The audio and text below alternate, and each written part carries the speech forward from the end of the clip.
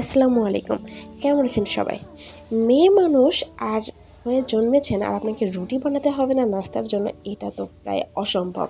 আর সব মেয়েদের জীবনে জাস্ট একটাই হচ্ছে লক্ষ্য থেকে অথবা চ্যালেঞ্জ থেকে অথবা সমস্যা থেকে যেটাই বলেন না কেন, সেটা হচ্ছে রুটি গোল করা।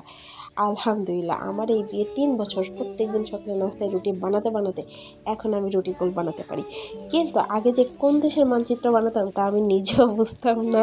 তো আজকে সেই রুটি বানানো নিয়ে কথা বলতে আপনাদের সাথে চলে আসছি। আপনাদের সাথে কথা বলতে বলতে কিন্তু আমার একটা রুটি অলরেডি বানানো হয়ে গেছে। যদিও এটা কোনো দেশের মানচিত্র হয়নি, গোলই হয়েছে আলহামদুলিল্লাহ। তো এই তো, এরকম মনে হয় মেয়ে খুবই কম আছে যারা প্রথমবারে এই রুটি বানাতে পারে। আর যারা এরকম প্রথমবারে এই রুটি গোল করতে পারে, এরা তো ভাই এক্সেপশনাল। বউ ম্যাটেরিয়াল বলেন আর যে ম্যাটেরিয়ালই বলেন, এদের তো মাথায় করে না যাওয়া উচিত। কিন্তু না, ব্যাপারটা সেরকম না। মানুষ চেষ্টা করলে পারে না এমন কোনো কাজ নেই, এটা আমি বিশ্বাস করি।